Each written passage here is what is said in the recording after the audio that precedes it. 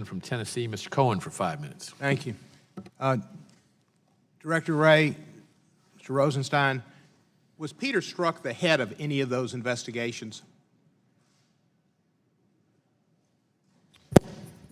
Well, Congressman, I don't know that I would characterize him as the head of any of the investigations. Certainly, he played a significant role in the investigations that are described in the Inspector General's report, but there was a supervisory chain, and as the Inspector General found, there were a number of people involved in that chain above him.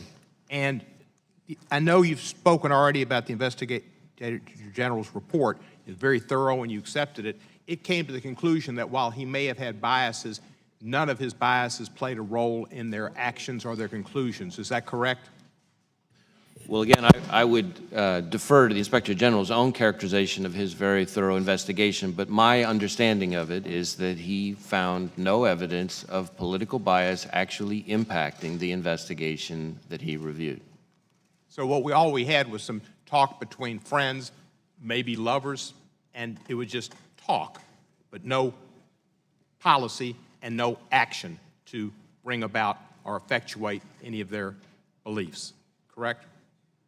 Well, again, I don't know that I want to start characterizing their text messages. I expect all our folks to conduct themselves professionally at all times, and the other reason I want to be careful about straying too far is that, as I said in my opening, we have referred a number of individuals whose conduct is highlighted in the report to our Office of Professional Responsibility, and my commitment to doing things by the book includes making sure that our disciplinary process is done by the book, and having the director comment on their conduct in this setting is probably not conducive to that. Thank you, sir.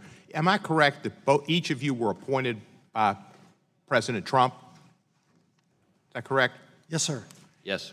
And who appointed the special counsel? I did. And you were appointed by President Trump? Correct. Now, President Trump talks about 13 Democrats running this investigation. Do you know who he's speaking about, and if there's any way that the Justice Department or President Trump knows if these people are Democrats, Republicans, Libertarians, Bolsheviks? You'd have to ask him, sir. I do not know. But you don't know if they're Democrats? I do not know their political registration, no, sir. Director Wray, do you know any of these people's political registrations?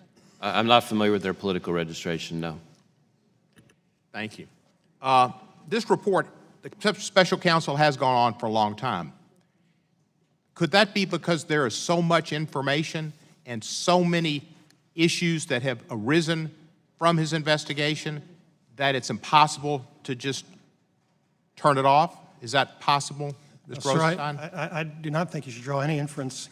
I don't think, as these sort of investigations go, that it's actually been going on for a long time, and I can assure you that Director Mueller understands that I want him to conclude it as expeditiously as possible, consistent with his responsibility to do it right. Has anybody ever accused Director Mueller, Special Counsel Mueller, excuse me, of being dilatory, lazy, slow? I certainly haven't, sir. I don't know what other allegations people make, but I certainly do not view that as accurate. Director Wray, do you know Special Counsel Mueller's reputation for promptly doing his work and proceeding in a diligent path? My own experience and familiarity with Director Mueller is that none of those adjectives would describe to much of anything he's done in his career for this country. Director Mueller, as I remembered, volunteered to join the Marines in Vietnam, got a Purple Heart and had other commendations. Is that what you understand too? Yes, sir. And then when he came back, he went to law school, and he went to work for justice. He could have gone to Wall Street and made a lot of money. In fact, he went into private practice for a while, but he didn't like it, and he came back because he wanted to prosecute criminals. Is that correct?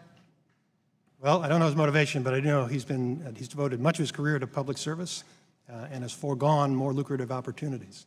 And he prosecuted Manuel Noriega, did he not? Congressman, I'm not certain whether he was, I think he was in a management position. I don't know if he personally prosecuted it, but I think that's correct. And John Gotti? I don't know the answer to that, sir. Well, he's gone after big fish. Let me ask each of you to promise me something.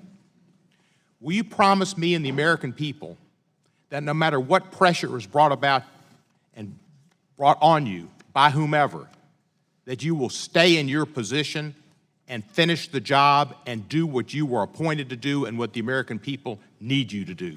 Congressman, in the Department of Justice, we're accustomed to criticism, and it does not affect our work.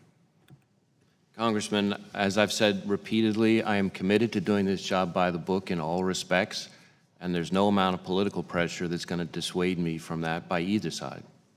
Thank you. And I find you and each of you and Special Counsel Mueller as paragons and people who should be revered and not torn down, and people who tear them down, Time of the gentleman. tear down the flag and tear down the American of the gentleman government. has I yield back expired. and hope the Constitution is respected. Time of the gentleman has expired. The chair recognizes the